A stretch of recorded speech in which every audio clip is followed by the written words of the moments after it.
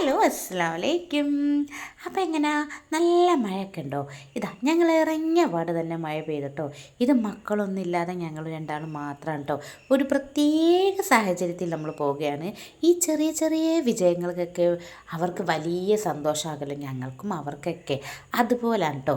ഈ മാസം മോൾക്കൊരു kiss competition ഉണ്ട്. അപ്പോൾ കഴിഞ്ഞ മാസം പ്രോത്സാഹന സമ്മാനം കിട്ടി അവൾ ഈ പ്രാവശ്യം ഫസ്റ്റിലെത്തി.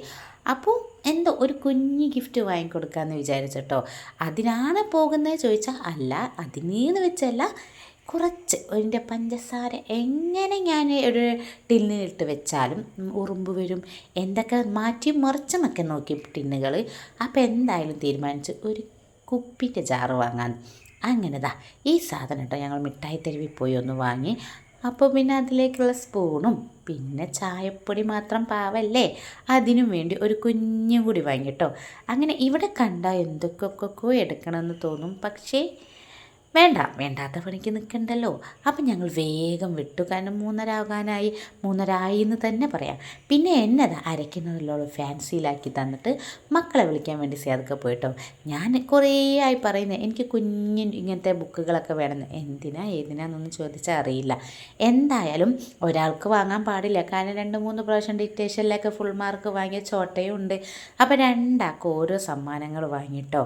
ഒരു സന്തോഷം അത്ര തന്നെ. ഇത് എന്നും വാങ്ങിക്കൊടുക്കുക ചോദിച്ചാൽ ഇല്ല, എപ്പോഴെങ്കിലൊക്കെ ഇങ്ങനെ വാങ്ങുമ്പോൾ അവർക്കും ഒരു സന്തോഷം, അവരുടെ മുഖം കാണുമ്പോൾ നമുക്കും ഒരു സന്തോഷം.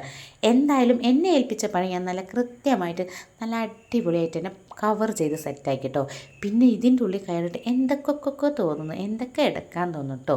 എന്തായാലും വീട്ടിലെത്തി. അവർ സംഭവം ഒന്നറിയില്ല, അവർ സ്കൂൾ വിട്ട് വന്ന് മേലൊക്കെ കഴുകി ഫുഡൊക്കെ കഴിച്ച് അപ്പോഴേക്കും ഞാൻ എൻ്റെ ടിൻ ജാറിൽ വേഗം എൻ്റെ ടിന്നിൽ പഞ്ചസാരയും ചായപ്പൊടിയും ആക്കിയപ്പോൾ ഒരു ഭയങ്കര സമാധാനം കേട്ടോ.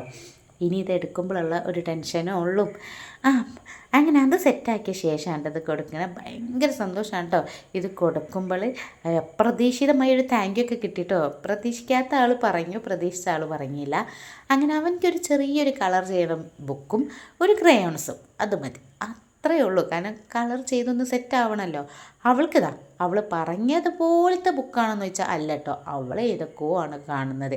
എനിക്ക് അവിടെ കണ്ടതിൽ നല്ലതായിട്ട് തോന്നി ഈ കുഞ്ഞു ബുക്കും പിന്നെ ഈ ലൈറ്റ് കത്തുന്ന ഒരു സാധാ പേന, ഒരു സാധാ പേന, വേറെ പ്രത്യേകതയൊന്നുമില്ല. എന്തായാലും ഈ രണ്ടും അവൾക്ക് ഭയങ്കരമായിട്ട് ഇഷ്ടപ്പെട്ടു കേട്ടോ.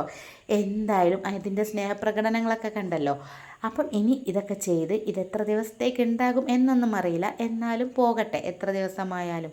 അപ്പോൾ അടുത്ത വീഡിയോയുമായി കാണാം. വീഡിയോ ഇഷ്ടപ്പെട്ട subscribe. Tata bye bye, see.